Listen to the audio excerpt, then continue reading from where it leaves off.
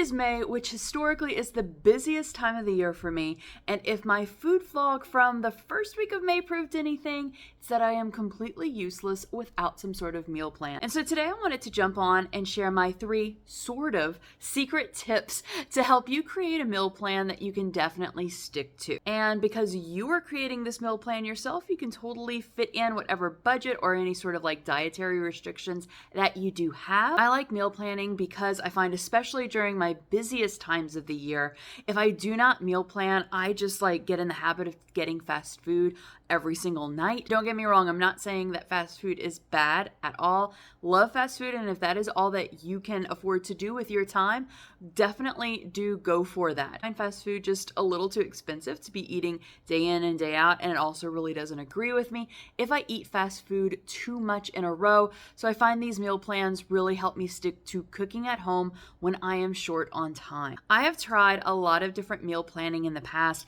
I am not a fan of meal prepping because, and like to each their own, but if I cook chicken, let's say on a Sunday, I am definitely not going to be wanting to eat that same chicken on a Wednesday night, much less on the following Friday or Saturday night. That to me that does not sound appealing. So I don't meal prep, but I do meal plan. I have meal planned months out, weeks out, and I find what works best for me is just going a week by week basis, but knowing that I will cook enough food more than likely to like bleed into leftovers into the next week. Let me get started with the 3 ways that I create a meal plan that I can really follow through on. So usually whenever you hear people talking about meal planning, especially for budget, they're always like, shop your pantry first. And yes, definitely you should. First thing that I do before looking in my pantry or my freezer is actually taking a look at my calendar. So I look to see exactly what I have that week. So the week that I am planning is actually, you're probably going to see this video after this food vlog goes out, in which case I will link it down below in the comments, of course, for you. But this is going to be a meal plan for the 2nd week of May. I've already looked at my calendar, so I know that this week I don't have any doctor appointments after work, any ceremonies or meetings after work that I need to attend, and no rehearsals after work that I need to attend. If I did have any or all of those on my calendar for those nights, because typically those nights I get in pretty late, I would plan something either really quick to cook or plan to have a leftover meal either from the freezer or from the fridge that I can just pop in the oven and heat up whenever I do get home. Oven, microwave, whatever would be the quickest. Looking at those dates also reminded me that that is Teacher Appreciation Week in the States, and we've already been told that our lunches will be donated for us every day, so I don't need to worry about any sort of lunch planning or any sort of snack planning for that week because we're told like we're pretty much always going to have food. That's a given, which very, very thankful for. That week also has my mom's birthday, and it's penciled in that I'm going to take my parents out for lunch on the Saturday, so I know that I don't have to plan a lunch or like physically plan something that I'm going to cook for that day. And the Sunday is Mother's Day, and I know that I want to have them over for lunch, so I know that I'm going to have to plan a special lunch for that. So looking at my calendar first really helps me to figure out what time constraints I have and what my schedule will actually allow me to cook. I've done it in the past where I haven't looked at my calendar first, so I planned all of these kind of elaborate meals, which love to cook, so elaborate meals tend to be sort of my thing.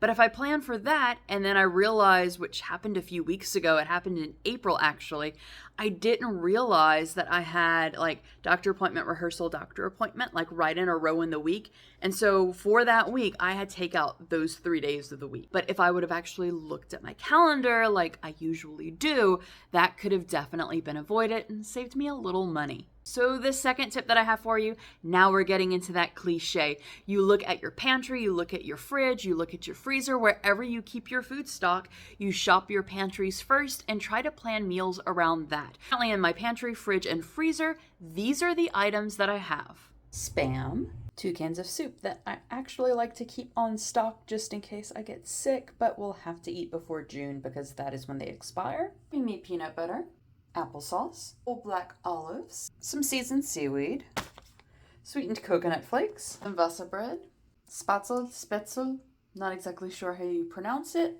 Correct me in the comments if I was wrong.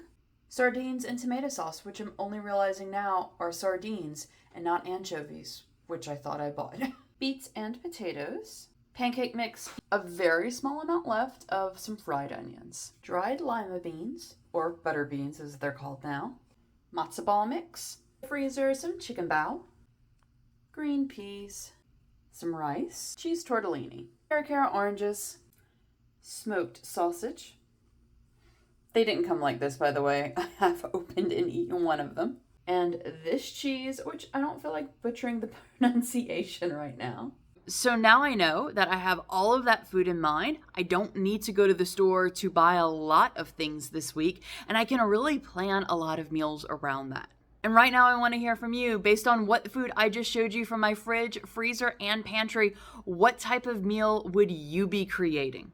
And then finally, and this is a tip that I don't think I've ever heard anyone on any sort of meal planning video mention, so I feel like this is really like my secret tip. You've looked at the calendar, you've looked at the things that you already have in your pantry, but have you looked inward to yourself? And I don't mean to get all like sitting in a circle, playing a guitar, singing Kumbaya with each other while holding hands on you, but are you really prepared to cook the things that you think you're going to cook? Look at your emotional, physical batteries. Are you going to have enough energy when you get home at night to actually cook the things that you were planning? Because if the answer is no, you won't actually follow through with the plan, and the plan is just going to be something really pretty. Food is supposed to feed you, it's supposed to give you energy, but if you are planning these huge meals because you think you should be, and you're just exhausting yourself even more, what's the point of that? So this month, and I think I mentioned it in my first video for May, a lot of the stuff that I bought in that vlog was convenience items. So freezer mac and cheese, ready-made, already cooked sausages, freezer produce. That sort of food is really all like the emotional and mental capacity I have for the entire month of May. If it's not that, it's just going to be like grilled cheese sandwiches or takeout. I know myself, I know from past experiences that May is, like I said, it's my busiest month of the year. It is the month that I am drained the absolute most, and like this much energy from when I get home from work. So knowing that, really looking inside and asking myself, okay, well, would you really cook this? That really helps set like my priorities in life. So if you are at a time in your life and you're like, hey, I love all this meal planning stuff.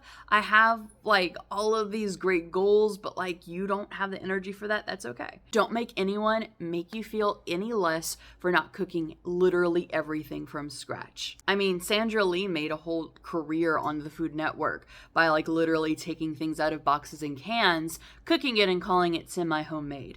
You can do that too to feed you and or your family. Now it's time to let us know in the comments what is your #1 tip that you use when you meal plan. I would love to hear from you. Thank you so much for spending a little bit of your day with me. I hope you have a wonderful rest of your day, and I'll see you real soon.